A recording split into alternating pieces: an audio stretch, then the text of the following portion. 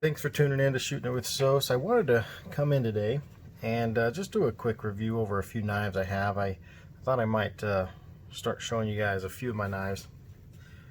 Maybe make a few videos in the future here of just some different knives I have.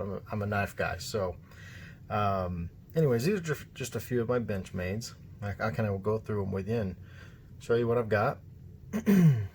I've always been kind of a fan of Benchmade, specifically, as you can tell, the Griptillian series. They're just really great quality knives, and the prices are pretty decent for what you're getting.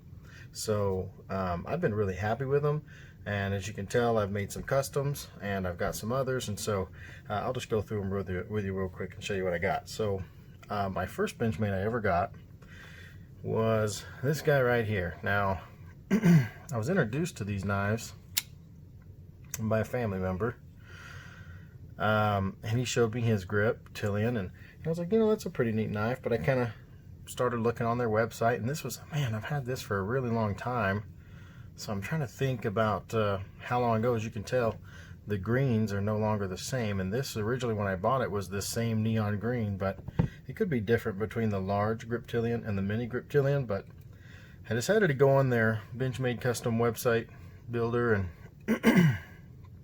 and go ahead and make my own, because I liked the idea of the black blade, and I thought this was kind of a cool color at the time and kind of flashy at the same time, and I knew it would kind of stand out and pop. And I was worked in a place where I always was cutting open boxes. Every single day I was cutting open boxes, so I I wanted a piece that I could talk about, and people might ask me, hey, what kind of knife is that? Or hey, what is that? I haven't seen that before, because it's kind of a unique knife and it's a good looking knife. But over time, I carried this for several years and used it quite a bit and put a good edge on it. You can see here on the coating, started to come off a little bit because I used it outdoors camping, and I used it, of course, like I said, for opening boxes and all kinds of things, just everyday carry stuff.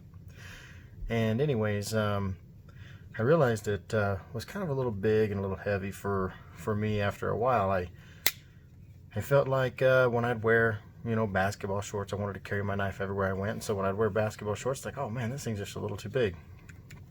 So I decided to get into the mini Griptillians, which actually this one was my second Griptillian. This one's the mini.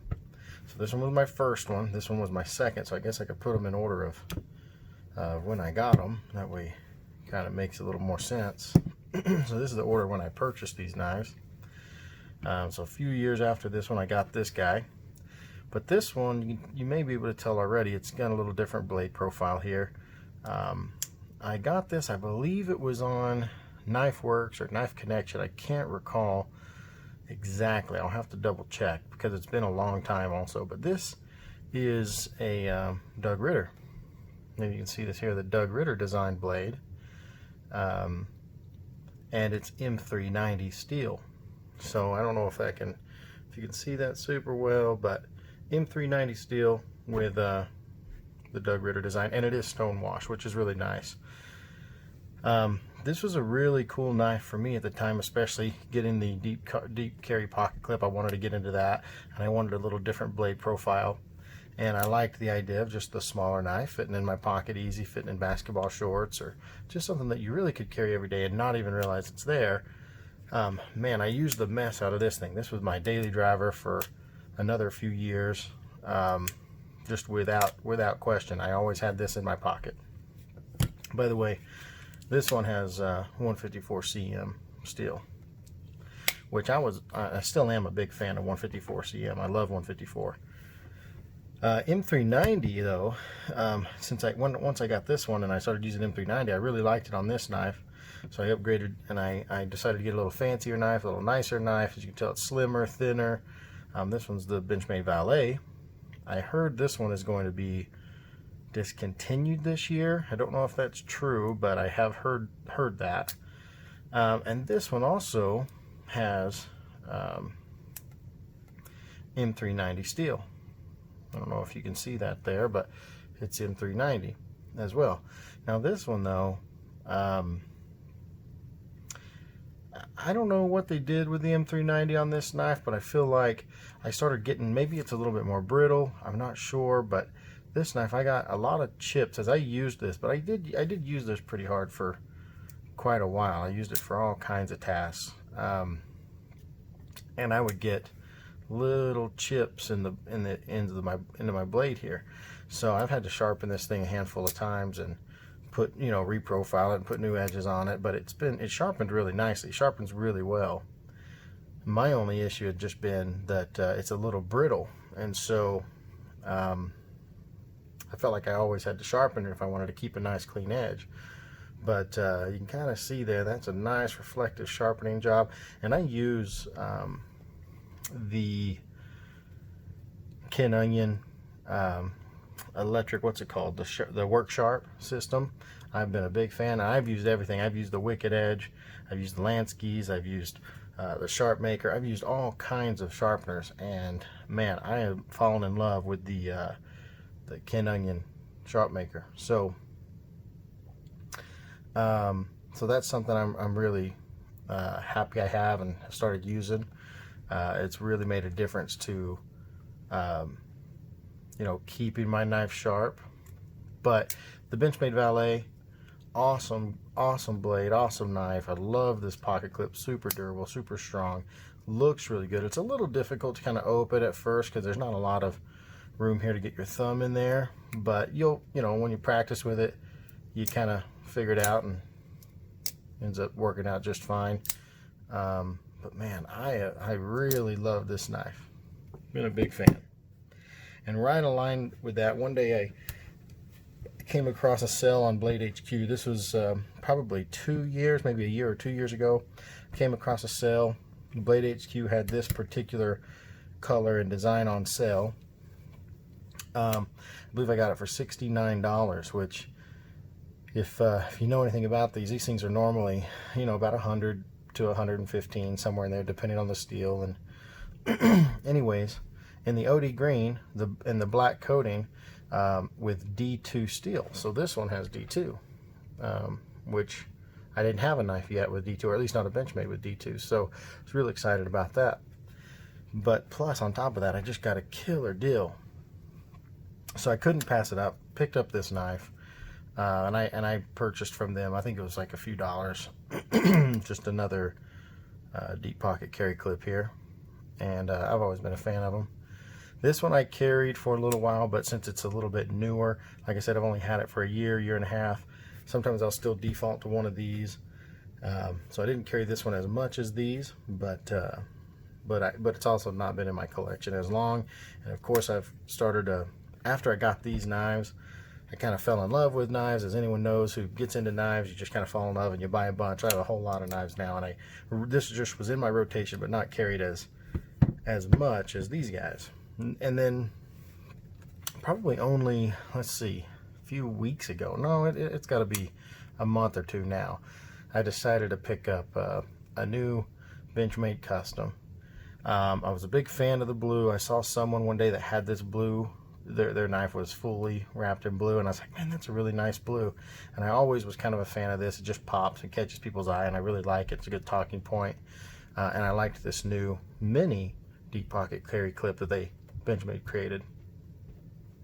So I decided to design this knife. Got all black hardware, got S30V steel, so I wanted to kind of diversify my steels, and decided to get the Spidey hole on this one with the little Warncliffe or sheep's foot blade.